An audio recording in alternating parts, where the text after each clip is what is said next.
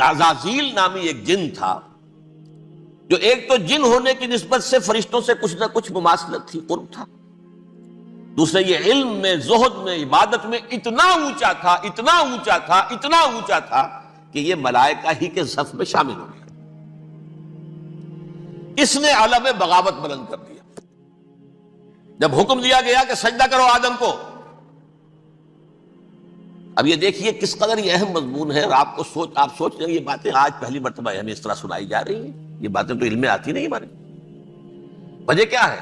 آپ کو دلچسپی نہیں ان چیزوں سے۔ جدید تہذیب نے ان چیزوں کی اہمیت کو زیرو کر دیا۔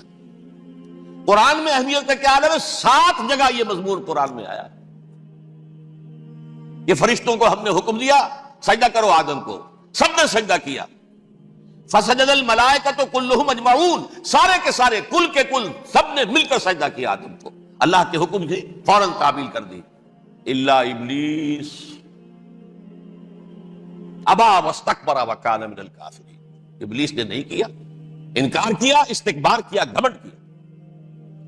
اور اس کو سورہ کہف میں بیان کر دیا گیا، یہ اس لیے کہ وہ اصل میں جنات میں سے تھا، اگرچہ شامل تو تھا فرشتوں میں اس وقت۔ کانا من الجن ففسق عن امر ربہ، وہ اصل میں جنات میں سے تھا، اس وجہ سے وہ اپنے رب کے اس فیصلے کے خلاف کھڑا ہو گیا، سرکشی تھی اس میں۔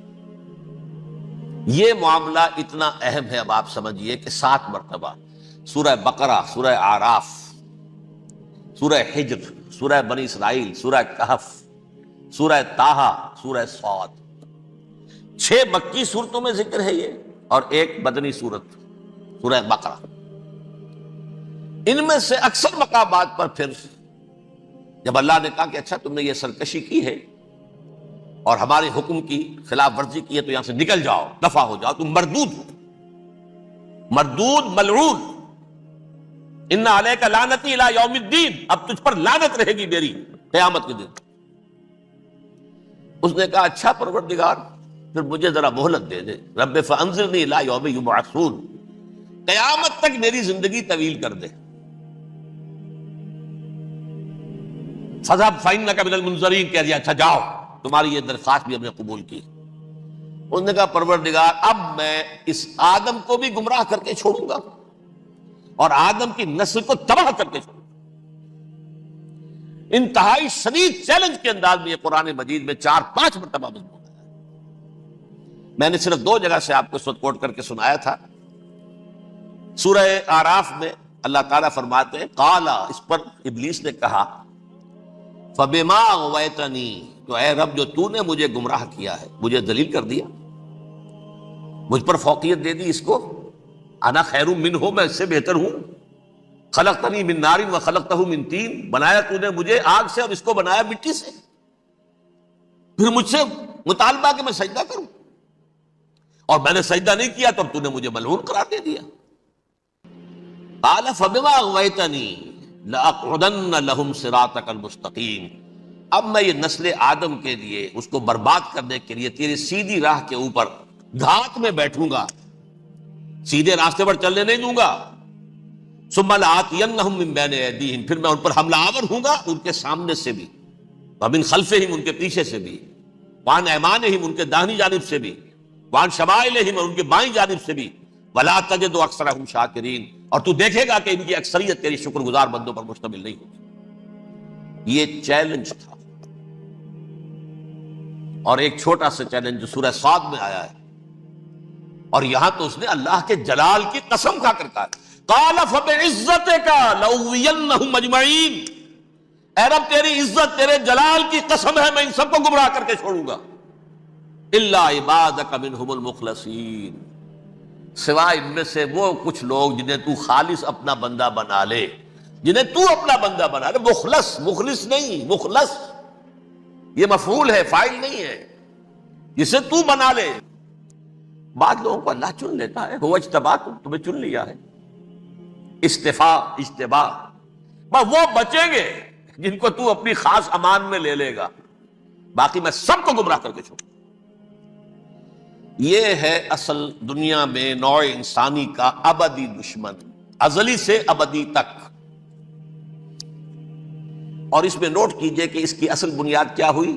2 لفظ، تکبر اور حسد۔ استکبرا، تکبر کیا، انا خیر منہ، میں اس سے بہتر ہوں. یہ ساری بس کی گانٹھ یہی ہے، سب سے بڑی گمراہی کی وجہ یہی ہے. اسی لیے کہا ہے حدیث میں لن يدخل الجنہ من کان فی قلبہ مثقال حبۃ من کبر، جنت میں ہرگز وہ شخص کبھی بھی داخل نہیں ہو سکے گا جس کے دل میں رائے کے دانے کے برابر بھی کبر ہے. تکبر سب سے بڑا جرم. الکبر ردائی، اللہ فرماتا ہے یہ تکبر، یہ تو میری چادر ہے. کوئی شخص تکبر کرتا تو گویا میری چادر گھسیٹ رہا ہے میرے کندھے سے. عرب میں کسی شخص کی توہین کرنی ہوتی تھی تو اس کی چادر گھسیٹتے تھے، ننگا کر دیا گویا. یہ میری ردائی ہے، الکبر ردائی، یہ میری چادر ہے، یہ جامہ مجھے زیب دیتا ہے، مجھ پر راستہ تھا. اور حسد، آدم کو جو برتری عطا ہو گئی اس حسد کی آگ میں وہ جل رہا اور اس کا انتقام لینا چاہتا ہے. آدم سے بھی، آدم کو بھی گمراہ کیا، جنت سے نکلوایا. ایسے نکلنا تو انہیں تھا ہی مشیت اذن میں، لیکن فوری طور پر اللہ کے حکم کی خلاف ورزی تو کروائی نا. فعصى آدم ربہ فغوى، آدم نے اپنے رب کے حکم کی نافرمانی کی اور گمراہ ہوا عارضی طور پر. یہ دوسری بات ہے، توبہ کر لی، اللہ نے توبہ قبول فرما لی، معاف کر دیا. کوئی مستقل جو ہے وہ نسل انسانی پر اس گناہ کا اثر متوارث طور پر نہیں آ رہا ہے، ختم ہو چکا معاملہ، ہوا تھا ہو گیا. فتلقى آدم من ربہ کلمات فتاب علیہ انہ هو التواب الرحیم. اور توبہ کی شان یہ ہے جب وہ قبول ہو جائے اللہ کی جناب میں، کیا تائب من الذنب کمن لا ذنب له، گناہ سے توبہ کرنے والا ایسے ہوتا ہے جیسے اس نے کبھی گناہ کیا ہی نہیں تھا.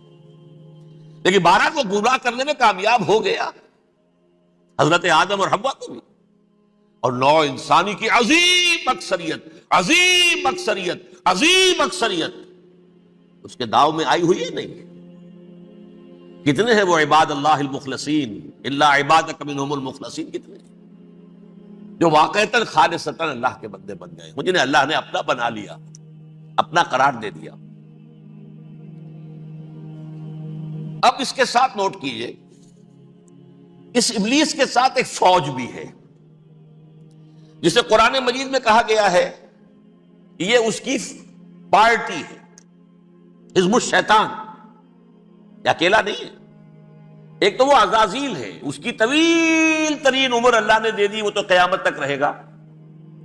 باقی بھی جنات جو ہیں ان کی نسل میں سے، یا اس کی نوع میں سے، اس کی نسل میں سے، جنات کی عمریں انسانوں کی عمروں سے زیادہ ہیں، بہت زیادہ ہیں. لیکن پھر بھی اتنی نہیں ہے. یہ خاص ہے اس کا معاملہ کہ اس نے کہا تھا رب انظرنی الی یوم یبعثون، مجھے دے دے مہلت اس وقت تک تاکہ میں ثابت کر کے دکھا دوں کہ جسے تو نے یہ خلافت دیا یہ اس کا اہل نہیں ہے. Let me prove this point. ولا تجد اکثرهم شاکرین، تو ان کی اکثریت کو شکر گزار نہیں پائے گا. وہ ابلیس جو ہے وہ ریکروٹ کرتا ہے اپنے فوجی، اول تو خود جنات میں سے جو اس کے نمبر 1 لشکری ہے. قرآن مجید میں اس کا اشارہ دیا گیا ہے انہ یراکم ہو وقبیلہ من حیث لا ترونہم. دیکھو لوگو، اے انسانوں، وہ ابلیس لعین عزازیل اور جو اس کے قبیلے کے لوگ ہیں، جنات ہیں، وہ تمہیں وہاں سے دیکھتے ہیں اور تاکتے ہیں اور حملہ کرتے ہیں جہاں سے تم انہیں نہیں دیکھتے. وہ غیر مرئی ہیں، انویزیبل ہیں، تمہیں نظر نہیں آتے. ویزیبل دشمن کا وار تو روک لو گے، انویزیبل کا کیسے روکو گے؟ انہو یراکم ہوا وقبیلہ، اکیلا ہی نہیں ہے وہ تو تمہیں تاکتا ہے، تم پر حملہ کرتا ہے، گھات میں لگ کر جو ہے تمہارے اوپر حملہ کرتا ہے، وہ بھی اور اس کے ساتھ اس کے قبیلے کے لوگ جنات بھی، من حیث لا ترونہم، جہاں سے کہ تم انہیں نہیں دیکھتے. لیکن اس کے علاوہ وہ انسانوں میں سے بھی ریکروٹ، رنگ روٹ وہ برپا کر، وہ جو ہے ان کو اپنے پاس رکھتا ہے فوج کے اندر. جس کی سب سے بڑی مثال کیا ہے؟ سورہ مجادلہ میں اللہ تعالیٰ نے منافق، حالانکہ وہ کون تھے؟ بظاہر حضور کا کلمہ پڑھنے والے، حضور کے پیچھے نماز پڑھنے والے، اسلام کا دعویٰ کرنے والے، ان کو اللہ فرماتا ہے اولئک حزب الشیطان الا ان حزب الشیطان هم الخاسرون. یہ شیطان کی پارٹی کے لوگ ہیں. وہاں مقابلے میں آیا ہے اولئک حزب اللہ الا ان حزب اللہ هم المفلحون. یہ دو پارٹیاں ہیں، حزب اللہ اللہ کی پارٹی جو اس کے مخلص بندے ہیں، وہ اللہ کی پارٹی، اور جو شیطان کے مرید بن گئے اس کے ہاتھ پر بیعت کر لی، لہذا وہ اس شیطان کی پارٹی کے لوگ ہیں، چاہے وہ انسان ہو چاہے جن ہو۔ تو انسانوں میں سے بھی اس کے حزب میں، اس کی پارٹی میں اس کے ایجنٹ ہیں اور بہت ہیں، بلکہ بہت سے تو ایسے ہیں کہ جو جنات کے بھی کان کتر دیں، ان کو بھی شیطنت سکھا دیں، پڑھا دیں۔ لیکن اب ایک بات سمجھیے، ایک دنیا میں نسل اور قوم بھی ایسی ہے جو ایک خاص وقت سے بحیثیت مجموعی من حیث القوم ابلیس کی ایجنٹ بن گئی ہے۔ وہ کون ہے؟ وہ یہودی ہے۔ یہ یہودی قوم جو ہے، اس میں ایک تو کچھ یہ کہ ان کی فطرت کے اندر یہ تھا کہ ہم ہیں اصل انسان، باقی انسان جو ہے وہ انسان نما حیوان ہے، ان کی کوئی حیثیت ہی نہیں۔ ہم ہیں اصل انسان، نحن ابناء اللہ و احباؤہ۔ باقی یہ جینٹائلز، یہ گوئمز، غیر یہودی، یہ تو حیوانات ہیں۔ اب جیسے کہ انسانوں کو حق ہے کہ حیوانوں کو ایکسپلائٹ کریں، استعمال کریں۔ گھوڑے کو آپ ٹانگے میں باندھتے ہیں کہ نہیں؟ اس کی پسینے کی اور محنت کی کمائی ہے جو کھاتا ہے ٹانگا چلانے والا۔ البتہ یہ ضرور ہے کہ چونکہ اگلے روز پھر جوتنا ہے تو کچھ نہ کچھ تو اسے بھی کھلائے گا نا، اپنی کمائی میں سے کچھ دانے کھلائے گا، کچھ اور گھاس دے گا۔ یا بیل کو جوتنا ہے ہل میں تو کچھ نہ کچھ اس کو دیتا ہوگا کھانے کو، لیکن پھر اسے استعمال کرنا۔ تو ان کا مستقل قول یہ ہے کہ اصل انسان ہم ہیں، باقی پوری نوع انسانی ہمارے لیے حیوانوں کے درجے میں، ہم چاہیں جس طرح انہیں استعمال کریں، ایکسپلائٹ کریں، دھوکہ دیں، جیسے چاہیں لوٹیں کھسوٹیں، سب کچھ کریں، بدہضی کریں، ان سے سود لیں، سب کریں، جو بھی ممکن طریقہ ہو، یہ ہمارے لیے ہم ڈومینیٹ کریں گے، اور یہ در حقیقت ہمارے اعلی کار ہے۔ ایک تو اس اعتبار سے یہود بقیہ پوری نوع انسانی کے دشمن بن گئے۔ قرآن مجید کی وہ آیت بھی میں نے آپ کو سنائی ہے، وَقَالُوا لَيْسَ عَلَيْنَا فِي الْأُمِّيِّينَ سَبِيلٌ۔ یہ امیین کہتے تھے نا ان کو، جو غیر یہودی ہیں، کیونکہ ان کے پاس کتاب تھی، تورات تھی، اور کتاب نہیں تھی کسی کے پاس، لہذا یہ ان پڑھ ہے، پاگل ہے، جاہل ہے، امی ہے۔ ہم ہیں صاحب کتاب، ہمارے پاس شریعت، ہمارے پاس کتاب، یہ لوگ ان پڑھ ہیں، جاہل۔ لیس علینا فی الامیین سبیل، ان امیین کو ہم لوٹیں کھسوٹیں، دھوکہ دیں، فریب سے جو کریں، چوری کریں، ڈاکہ ڈالیں، جیب کے قطرے، جس طرح بھی کریں ہمارے لیے جائز ہے، ہمارے اوپر کوئی گرفت نہیں ہوگی۔ اللہ تعالیٰ ہم سے یہ نہیں پوچھے گا تم نے جھوٹ کیوں بولا تھا اس کے ساتھ، تم نے وعدہ خلافی کیوں کی تھی اس کے ساتھ، تم نے کیوں دھوکہ دیا تھا اس کو، تم نے کیوں اس کا مال جو ہے غبن کر لیا تھا، ہڑپ کر لیا تھا، نہیں، ہم پر پوچھ نہیں ہے۔ اس اعتبار سے ایک تو یہ انسانیت کی دشمنی ان کی گھٹی میں پڑ گئی، اس غلط خیال کی وجہ سے ہم تو بخشے بخشائے ہیں، we are the chosen people of the Lord, ہمیں تو اللہ اگر جہنم میں داخل بھی کرے گا تو صرف چند دن، لن تمسنا النار الا ایاما معدودات، باقی اصل میں تو ہم تو اللہ کے پسندیدہ، نحن ابناء اللہ و احباؤہ، اس کے بیٹوں کے مانند ہیں، بڑے چہیتے ہیں، لاڈلے ہیں۔ یہ باقی دنیا، باقی انسان ہماری چراہ گاہ ہے، جیسے چاہیں چریں، جس طرح چاہے ہڑپ کر جائیں۔ یہ تو ان کا پہلے سے مستقل معاملہ تھا، لیکن اس کے بعد ان کی تاریخ میں ایک دور وہ آیا جب حضرت مسیح علیہ السلام ان میں مبعوث کیے گئے۔ یہ 1400 سالہ تاریخ کا کلائمیکس ہے یہود کی۔ جب کتاب انہیں دی گئی تھی تورات حضرت موسیٰ کے ذریعے، وہ 1400 قبل مسیح کا واقعہ ہے۔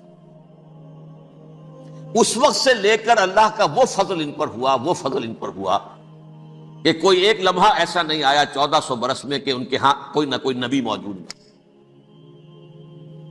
یہ تار ٹوٹا ہی نہیں، 2 سے شروع ہوا، موسیٰ ہارون علیہ السلام، اور 1400 برس کے بعد پھر آخری 2 ہیں، عیسیٰ اور یحییٰ علیہ السلام، یوں سمجھ لیجئے، اور اس کے درمیان یہ تار ہے، اور اس تار میں کوئی ایک لمحہ ایسا نہیں آیا کہ کوئی نبی موجود ہو۔ اس میں اتار چڑھاؤ بہت سے آئے ہیں، اس کا وہ میرا موضوع نہیں ہے اس وقت۔ قبل مسیح کی تاریخ جو ہے وہ میرا موضوع نہیں ہے۔ قرآن مجید میں سورہ بنی اسرائیل کے پہلے رکوع میں اس کا تذکرہ موجود ہے۔ وَقَضَيْنَا إِلَىٰ بَنِي إِسْرَائِيلَ فِي الْكِتَابِ لَتُفْسِدُنَّ فِي الْأَرْضِ مَرَّتَيْنِ وَلَتَعْلُنَّ عُلُوًّا كَبِيرًا، 2 مرتبہ ان پر عذاب کے کوڑے برسے، پہلے اشوریوں کے ذریعے سے جو شامی تھے، سیرینز اشوری کہلاتے، پھر بابلیوں کے ذریعے سے یعنی عراقیوں کے ذریعے سے، بیبیلونیا نام تھا عراق کا پہلے، ان پر بہت بڑی بڑی تباہیاں آئیں، اللہ تعالیٰ کی طرف سے عذاب آئے۔ اس کے بعد پھر دوسرے دور میں دوسرا اقتدار کا دور آیا، خربستیاں بڑھ گئیں، تو پہلے گریکس کے ذریعے سے، یونانیوں کے ذریعے سے، اور پھر رومیوں کے ذریعے سے پسوایا گیا۔ یہ دور گزر چکے تھے، ان پر دو عروج کے دور اور دو زوال کے دور۔ میری چھوٹی سی کتاب ہے تنظیم اسلامی کا تاریخی پس منظر، شاید 6-7 روپے کی ہوگی، اس کو آپ دیکھیں گے تو اس میں اس کا پورا نقشہ آپ کو مل جائے گا۔ ویسے تو یہ کہ میری جو ذرا بڑی کتاب ہے سابقہ اور موجودہ مسلمان امتوں کا ماضی، حال اور مستقبل، اس میں میں نے ان معاملات پر بڑی تفصیل سے بحث کی۔ بہرحال یہ جو دور تھا ان کا 1400 سالہ، وہ اونچ نیچ سے ہوتا ہوا جب آیا ہے حضرت مسیح کی بعثت پر، تو ان کی شرارت کی انتہا یہ ہو گئی کہ اللہ تعالیٰ نے مسیح کو رسول بنا کر بھیجا، رسولاً الی بنی اسرائیل۔ حضرت موسیٰ اور حضرت عیسیٰ کے درمیان رسول کوئی نہیں ہے، سب نبی ہے۔ حضرت موسیٰ رسول تھے اور حضرت عیسیٰ رسول ہے، درمیان میں داؤد ہو، سلیمان ہو، یشعیاہ ہو، زکریا ہو، یہ سب نبی ہیں، یحییٰ نبی ہے، رسول نہیں ہے، لہذا وہ شہید کر دیے گئے۔ رسول شہید نہیں ہو سکتا، قتل نہیں ہو سکتا۔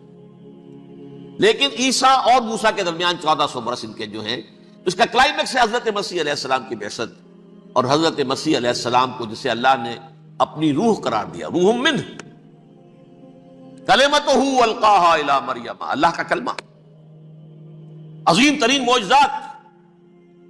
انہوں نے کیا کہا؟ یہ ولد الزنا ہے، حرام زادہ ہے، معاذ اللہ، نقل کفر نہ باشد، یہ جادوگر ہے، یہ مرتد ہے، یہ واجب القتل۔ اصل حکومت اس وقت رومیوں کی تھی حکومت، لیکن انہوں نے انہیں آٹونومی دے رکھی تھی، اپنے مذہبی معاملات تم خود طے کر سکتے۔ تو قائفاس جو اس وقت کا ان کا ہیڈ ربائی تھا سب سے بڑا، اس کی عدالت نے فیصلہ کیا مسیح کو سولی چڑھا دیا جائے۔ پائلیٹس پونٹس، اس کے پاس ان کی ازداش پہنچ گئی، یہ ہمارا مجرم ہے مذہبی، یہ مرتد ہے، یہ کافر ہے، یہ جادوگر ہے، یہ واجب القتل ہے، اسے قتل کر سولی چڑھا دو۔ خیر وہ لمبی بات ہو جائے گی، اس نے تو اپنے ہاتھ دھوئے کہ صاحب ہمارے پاس کوئی جرم نہیں ہے اس کے خلاف، تم کہتے تو ٹھیک ہے سولی چڑھا دیتے۔ یہ دوسری بات ہے کہ اللہ نے حضرت مسیح کو اٹھا لیا آسمان پر، ان کی جگہ وہ شخص سولی چڑھا جس نے غداری کر کے گرفتار کروایا تھا، جوڈاس اسکریوٹ، اس کی شکل اللہ نے بدل دی حضرت مسیح کی سی، اور حضرت مسیح کو فرشتے اٹھا کے اوپر لے گئے، وہ زندہ آسمان پر اٹھا لیے گئے۔ اور یہ ساری تفاصیل نہ قرآن میں ہے نہ حدیث میں ہے، یہ انجیل میں ہے، لیکن انجیل کون سی؟ برنباس کی انجیل، gospel of the Lord according to saint Barnabas. یہ حواریین مسیح میں سے تھے، لیکن عیسائی ان کو تسلیم نہیں کرتے، ان کی بائبل کو صحیح نہیں مانتے، کینونیکل نہیں مانتے۔ 100 انجیلیں تھیں، 104 تھیں، جن میں سے 4 چنی ہیں انہوں نے، یہ متی اور جان اور مرقس مارکس، یہ ہے، تو یہ 4 انجیلیں ہیں انہوں نے تسلیم کی کہ یہ کینونیکلز ہیں، یہ تو ہیں حقیقی، باقی جو ہے 100 اس کو وہ تسلیم نہیں کرتے۔ ان میں سے ایک ہے یہ برنباس، اس میں یہ تفصیل ہے کہ اللہ تعالیٰ نے اس شخص کی، جیوڈاس کی، یہودا جیوڈاس اس کو انگریزی میں کہتے ہیں، اس کی شکل بدل دی حضرت مسیح کی سی، وہ گرفتار ہوا، وہ سولی چڑھا، وہ غدار تھا، غداری کی سزا اسے ملنی تھی، وہ مل گئی۔ حضرت مسیح کو فرشتے 4 اٹھ رہے ہیں، جس کوٹڑی میں حضرت مسیح مقیم تھے، ایک باغ کے اندر روپوش تھے، اس کی چھت پھٹی ہے، 4 فرشتے آئے ہیں، حضرت مسیح کو اٹھا کر لے گئے ہیں، چھت برابر ہو گئی ہے، اس کے بعد وہ شخص پکڑا گیا۔ بہرحال حضرت مسیح کو اللہ نے اٹھا لیا آسمان۔ لیکن وہ دن ہے کہ اس قوم کو اب مغضوب علیہم قرار دے دیا گیا۔ نوٹ کر لیجئے، اصل میں تو ہونا یہ چاہیے تھا کہ رسول کی جان کے درپے جب کوئی امت ہو جاتی تھی تو اللہ کا قاعدہ یہ تھا کہ اس امت کو نسیہ منسیہ کر دیا جائے۔ حضرت نوح کی قوم کو ختم کیا یا نہیں؟ حضرت ہود کی نگاہوں کے سامنے قوم عاد برباد کی گئی یا نہیں؟ حضرت صالح کی نگاہوں کے سامنے قوم سمود برباد ہوئی، یہ اللہ کا قاعدہ رہا۔ سدوم اور عمورہ کی بستیاں حضرت لوط علیہ السلام جہاں بھیجے گئے، مدین کا علاقہ جہاں حضرت شعیب بھیجے گئے، آل فرعون جن کی طرف موسیٰ کو بھیجا گیا، سب ہلاک کر دیے گئے۔ کیونکہ رسولوں کے بارے میں اللہ کا عذاب، نبیوں کے بارے میں یہ بات نہیں ہے۔ نبی آیا، اس نے دعوت دی، جس نے مان لیا اچھا کیا، اپنے لیے اچھا کیا، نہیں مانا اس کی اپنی جو ہے عاقبت برباد ہو گئی، دنیا میں کوئی فیصلہ اس کا نہیں ہوتا۔ لیکن رسولوں کا معاملہ یہ ہوتا ہے کہ دنیا میں وہ اللہ کی عدالت بن کر آتے ہیں، مانو گے تو بچو گے، نہیں مانو گے ہلاک ہو۔ تو اس اعتبار سے وہ مستحق تو ہو چکے تھے اس کے کہ انہیں ہلاک کر دیا جائے۔ اب اللہ کی کوئی خصوصی مشیت ہے، اس میں کیا حکمت ہے، وہ ہے ایک حکمت، میں بعد میں اگر وقت ہوا تو بتاؤں گا۔ فیصلہ یہ کیا اللہ نے کہ حضرت مسیح کو تو اٹھا لیا زندہ، اور ان کی رسی ابھی مزید دراز کر دی، کہ ان کو ابھی مہلت دے دی کہ تمہیں آخری استیصال، جس کو عذاب اکبر کہتا ہے قرآن، سورہ سجدہ جو حضور ہر جمعے کی پہلی رکعت میں فجر میں پڑھتے تھے، وَلَنُذِيقَنَّهُم مِّنَ الْعَذَابِ الْأَدْنَىٰ دُونَ الْعَذَابِ الْأَكْبَرِ لَعَلَّهُمْ يَرْجِعُونَ، چھوٹے چھوٹے عذاب اور ایک بڑا عذاب، جبکہ قوم بالکل برباد، نسیم منسیہ، کأن لم یغنوا فیہا، ایسے ہو جائیں جیسے کوئی تھے ہی نہیں آبادیاں، لا یرا الا مساکنہم، اب ان کے مسکن نظر آتے ہیں، مکین نظر نہیں آتے۔ یہ عذاب اکبر جو ہے وہ ان پر نہیں آیا، حالانکہ وہ مستحق ہو گئے تھے اسی وقت۔ اس کو یوں سمجھیے کہ کسی شخص کو پھانسی کا حکم تو ہو جائے، ایگزیکیوشن نہیں ہوتا ہے، کئی سال گزر جاتے ہیں پڑے ہوئے، اور معاملات جو ہیں وہ چلتے رہتے ہیں۔ یہ معاملہ ہوا اس کے ساتھ، ورنہ یہ مستحق ہو چکے تھے آخری بربادی تباہی کے، عذاب استیصال، جڑ سے کاٹ دینے والا عذاب، وہ آ سکتا تھا ان پر اسی وقت، لیکن اللہ نے ان کی مہلت دراز کی۔ لیکن اس کے بعد اللہ نے ان کو ایک اور موقع دیا، 600 برس بعد حضرت مسیح کے محمد الرسول اللہ صلی اللہ علیہ وسلم کی بعثت ہوئی، اور یہ میں سمجھتا ہوں کہ اس قوم پر اللہ کا اتنا بڑا فضل تھا، اتنا بڑا فضل تھا، اتنا بڑا فضل تھا۔ اب پھر ایک موقع دیا، عسیٰ ربکم ان یرحمکم وان عدتم عدنا، دیکھو اب بھی تمہیں ہم ایک موقع دے رہے ہیں، تمہارا رب تمہارے اوپر اب بھی فضل کرنے کو تیار ہے، رحم فرمانے کو تیار ہے۔ ان ھذا القرآن یہدی للتی ہی اقوم، اس قرآن کے سائے میں آ جاؤ، یہ شاہدرا ہے ہدایت میں آنے کا، اس میں داخل ہو جاؤ، محمد کی تصدیق کرو صلی اللہ علیہ وسلم، دامن محمدی میں آ جاؤ، اب بھی ہم تمہارے گناہ بخش دیں۔ لیکن نہیں، اس قوم نے حضرت محمد صلی اللہ علیہ وسلم کی دشمنی کی کمر کسی، اور اب یوں سمجھیے اس تاریخ سے لے کر آج تک یہ گٹھ جوڑ ہے۔ ظاہر بات ہے کہ ابلیس کا بھی اصل دشمن اب کون ہے، یا ہدف کون ہے، ٹارگٹ کون ہے؟ جنہوں نے محمد کو نہیں مانا صلی اللہ، وہ تو ہے ہی جہنمی، ان پر کوئی اور محنت کرنے کی ضرورت کیا ہے؟ سمجھ رہے میری بات؟ حضور کی بعثت کے بعد جنہیں حضور کو رد کر دیا، ان پر ایمان نہیں لائے، وہ کون ہے؟ کافر، وہ جہنمی ہے ہی ہے، لہذا اس کے اوپر کوئی محنت صرف کرنے کی ابلیس کو ضرورت نہیں، اس کا اصل ٹارگٹ امت محمد ہے صلی اللہ علیہ وسلم۔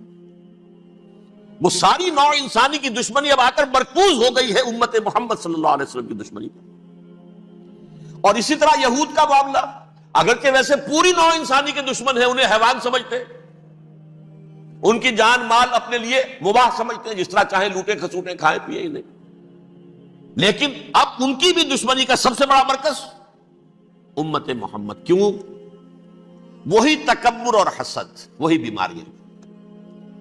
انہیں تکبر یہ ہو گیا تھا کہ 2000 سال سے یہ نبوت ہماری میراث، ہماری جاگیر، بنو اسرائیل کے اندر سینکڑوں نبی آئے، 3 کتابیں اللہ نے ہمیں عطا کی، یہ کہاں سے آ گیا محمد صلی اللہ علیہ وسلم؟ معاذ اللہ ثم معاذ اللہ، یہ امیین میں سے، یہ جنٹائلز میں سے، یہ گوئنز میں سے، یہ حقیر ان پڑھ، کہاں ہم کہاں یہ نہیں تسلیم کریں گے۔ حالانکہ قرآن کہتا ہے یعرفونہ کما یعرفون ابناہم، ان کے علماء ایسے پہچانتے تھے حضور کو جیسے اپنے بیٹوں کو پہچانتے ہیں کہ یہ آخری نبی ہے، لیکن تکبر اور حسد کی آگ میں جل اٹھے۔ اب ان کے بھی دشمنی کس سے ہے؟ محمد اور امت محمد صلی اللہ علیہ وسلم۔ یہ گٹھ جوڑ ہے۔ اب دیکھیے، یہ ہے میری گفتگو کا اب تک کی گفتگو کا حاصل، یہ گٹھ جوڑ، ایک غیر مرئی دنیا، انویزیبل دنیا کا ابلیس لعین اور جنات میں سے اس کے لشکری فوج، انسانوں میں سے ویسے تو اور بھی بہت جگہ اس کے ایجنٹ ہے، مسلمانوں میں بھی ہے، لیکن بحیثیت قوم، بحیثیت مجموعی، ایک پوری قوم، ایک پوری نسل جو ہے اس کے ساتھ گٹھ جوڑ ہے۔ ان دونوں کی گٹھ جوڑی کے ساتھ یہ دشمن دون ہیں انسانیت کے، پہلا دشمن ابلیس لعین، عزازیل لعین، اور دوسرے دشمن یہود ملعون۔ اب میں آپ کو ذرا اس جو انسانوں میں سے انسان دشمنی کا جن کا سب سے بڑا رول ہے، میں ان کی 2000 سالہ تاریخ کا آپ کے سامنے نقشہ رکھنا چاہتا ہوں۔ ان 1400 سال کا تو میں نے صرف 4 آپ کو پوائنٹس بتائے۔ موسیٰ سے عیسیٰ تک 1400 برس علیہ الصلوۃ والسلام، 2 مرتبہ عروج، 2 مرتبہ زوال، اشیریوں کے ہاتھوں پٹوائی، بابلیوں کے ہاتھوں پٹانا، گریکس کے ہاتھوں مرمت، رومنس کے ہاتھوں مرمت۔ یہ جو 2000 سال ہیں، کیونکہ اب تو ظاہر بات ہے 21ویں صدی شروع ہو گئی، 20 صدیاں حضرت مسیح کو پوری ہو گئی۔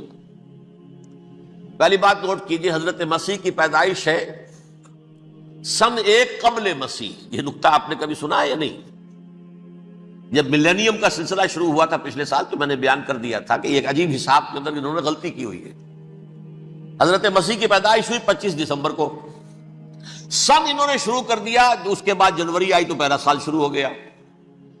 اگر جنوری سے پہلا سال شروع ہوا تو یہ 6 دن جو ہے تو اس کے پچھلے سال میں تھے، لہذا کہا جائے گا کہ Jesus Christ was born 1 year before Christ، BC۔ تو 1 قبل مسیح میں حضرت مسیح کی پیدائش ہوئی۔ یہ آخری اسرائیلی نبی اور رسول۔ یہودی علماء کی مخالفت، دشمنی، سولی پر چڑھوا دینا میں بیان کر چکا ہوں۔ سن 33 عیسوی میں جبکہ حضرت مسیح کی عمر 33 برس تھی، اللہ تعالیٰ نے انہیں زندہ آسمان پر اٹھا لیا، لیکن یہودیوں نے اپنے خیال کے مطابق انہیں سولی پر چڑھوا دیا، ان کی موت واقع ہوئی۔ اگرچہ اس کے بعد یہ اختلاف ہے ان میں، یہودی کہتے ہیں وہ سولی پر چڑھ گیا، ختم ہوا، مر گیا، عیسائی کہتے ہیں نہیں، انتقال ہوا ہے مسیح کا صلیب پر، لیکن پھر وہ دوبارہ زندہ ہو گئے ہیں۔ ان کی لاش ایک غار میں رکھ دی گئی تھی، وہاں ریزریکشن ہو گیا، ان کا باعث بعد الموت وہی ہو گیا، اور پھر انہیں اللہ نے زندہ آسمان پر اٹھا لیا۔ تو ہمارے اور عیسائیوں کے درمیان نوٹ کر لیجئے، یہ چیز مشترک ہے کہ حضرت مسیح آسمان پر زندہ اٹھائے گئے۔ فرق کیا ہے؟ وہ سمجھتے ہیں کہ سولی دیے گئے، سولی پر مرے، پھر زندہ ہوئے، پھر گئے۔ ہم سمجھتے ہیں کہ نہیں، وما صلبوہ وما قتلوہ، انہوں نے نہ صلیب دے سکے انہیں اور نہ انہیں قتل کر سکے، بل رفع اللہ الیہ، اللہ نے اٹھا لیا۔ پھر ہمارا اور یہ اس کا عیسائیوں کا ایک اور اتفاق ہے، سیکنڈ کمنگ آف جیسس، حضرت مسیح دوبارہ آئیں گے، یہ عیسائیوں کا بھی عقیدہ ہے اور ہمارا بھی۔ بہرحال تو جیسا کہ میں نے عرض کیا کہ اس وقت یہ عذاب استیصال، عذاب اکبر کے مستحق ہو چکے تھے، لیکن اللہ نے ان کی مدت دراز کی ہے، لیکن ان پر دنیاوی عذاب کا ایک کوڑا جو ہے اللہ تعالیٰ کی طرف سے اسی وقت برسا۔ دنیاوی عذاب دنیا میں رہتے ہوئے ختم نہیں کیا۔ 37 برس بعد، حضرت مسیح کے رفع سماوی کے 37 برس بعد، سن 70 میں یہودیوں نے بغاوت کی رومیوں کے خلاف۔ رومی ٹائٹس جنرل تھا ایک، اس نے پھر جو حملہ کیا ہے، 1,33,000 یہودی ایک دن میں قتل کیا یروشلم میں، اور ہیکل سلیمانی گرا دیا۔ وہ ہیکل پہلے بھی گرا تھا، پہلے 1400 سال کے دوران میں بھی نبوکدنضر نے گرایا تھا، لیکن پھر اس کے 150 سال بعد انہوں نے دوبارہ بنا لیا تھا، اس لیے وہ اسے سیکنڈ ٹیمپل کہتے ہیں۔ پہلا ٹیمپل جو حضرت سلیمان نے بنایا تھا، نبوکدنضر نے گرا دیا 587 قبل مسیح میں، پھر دوبارہ انہوں نے 150 سال کے بعد بنا لیا۔ وہ اس تاریخ کا حصہ ہے، میں نے جس کے بارے میں آپ کو تفصیل نہیں بتائی۔ اس میں یہ ہوا سن 70 میں وہ گرا دیا گیا، وہ آج تک گرا پڑا ہوا ہے۔ نمبر 2، یہ کہہ دیا گیا کہ یہودیوں اس ارض فلسطین سے نکل جاؤ، تم یہاں نہیں رہ سکتے اب۔ لہذا جس کا جہاں سینگ سمایا چلا گیا، یورپ میں چلے گئے، ایشیا میں آ گئے، عرب میں آ گئے، یہ 3 قبیلے جو رات بھی میں نے عرض کیا تھا، بنو قینقاع، بنو نذیر اور بنو قریظہ، یہ وہاں سے آ کے مدینے میں آباد ہو گئے، جس کا جہاں سینگ سمایا۔ افریقہ میں، ہندوستان میں، جہاں چلے گئے ڈایاسپورا اسے کہتے ہیں، وہ آپ نوٹ کر دیجئے اس لفظ کو، ڈایاسپورا، ہمارا دور انتشار، جبکہ ہمیں ہماری اصل سرزمین تو فلسطین ہے، حضرت ابراہیم کا مسکن، حضرت اسحاق حضرت یعقوب کا مسکن فلسطین، یہ ہے ہماری اصل جاگیر، یہ تو ہماری جدی پشتی جاگیر ہے، لیکن یہاں سے نکال دیے گئے سن 70 عیسوی میں، اور وہاں سے لے کے 1917 تک ان کا ڈایاسپورا جاری رہا۔ یہ دور انتشار ہے۔ اس دور انتشار کے اب چند حصے ہیں جس کو میں چاہتا ہوں کہ آپ علیحدہ علیحدہ سمجھ لیں۔ دور انتشار کا جو پہلا جو ہے تقریباً 300 برس، رومی حکمران تھے، وہ یہودیوں کے بھی دشمن تھے اور عیسائیوں کے بھی دشمن تھے، عیسائی اور یہودی ایک دوسرے کے بھی دشمن تھے، لیکن رومی سمجھتے تھے کہ یہ ایک ہی تھیلی کے چٹے بٹے ہیں۔ رومیوں کے نزدیک عیسائی بھی یہودیوں ہی کا ایک فرقہ تھے، کوئی علیحدہ مذہب تو تھا ہی نہیں، لہذا رومی جو ہیں رومنز، وہ ان دونوں کو ستاتے تھے، مارتے تھے، اور یہ آپس میں لڑتے تھے، یہودی عیسائیوں کو مارتے تھے، عیسائی یہودیوں کو مارتے تھے۔ یہ ہے 300 برس تک کی تاریخ۔ سن 300 عیسوی میں کیا ہوا؟ ایک معجزہ ہو گیا۔ بہت عظیم ایمپرر کانسٹینٹائن، قسطنطین اعظم، رومن ایمپررز میں سے بہت بڑا ایمپرر، وہ عیسائی ہو گئے۔ اب تو معاملہ بالکل تلپٹ ہو گیا، پوری سلطنت عیسائی ہو گئی۔ اب عیسائیوں کے عیش ہو گئے اور یہودیوں پہ مار پڑنی شروع ہوئی۔ اب عیسائیوں کا آپ خود سوچئے کہ جنہیں وہ خدا بنا بیٹھے ہیں، خدا کا بیٹا قرار دے رہے ہیں، ان کے قاتل کون؟ یہودی بدماش۔ لہذا ان کی وہ پٹائی شروع ہوئی ہے یورپ میں، پوری رومن امپائر میں، انہیں ذلیل کیا گیا، شہروں میں آمد بند، علیحدہ رہو، گھیٹوز کے اندر رہو۔ یہودی کا نام جو ہے وہ گالی بن گیا، جیسے آج بھی یہودی گالی کہتے ہیں، جیسے خنزیر کا لفظ، آخر وہ بھی اللہ کی مخلوق ہے، لیکن آپ کو معلوم ہے کوئی شخص زبان پہ نام نہیں لانا چاہتا خنزیر کا، سور کا، ہے تو مخلوق، وہ بھی ایک حیوان ہے۔ ایسے ہی یہ ہے یہودی گالی، جیوٹ گالی۔ لہذا ایک طرف تو ان دونوں کے درمیان دشمنی، جس کو قرآن کہتا ہے وَأَغْرَيْنَا بَيْنَهُمُ الْعَدَاوَةَ وَالْبَغْضَاءَ، ہم نے ان کے مابین دشمنی جو ہے پیدا کر دی، اور جب یہ پوری سلطنت عیسائی ہو گئی تو قافیہ تنگ ہو گیا یہودی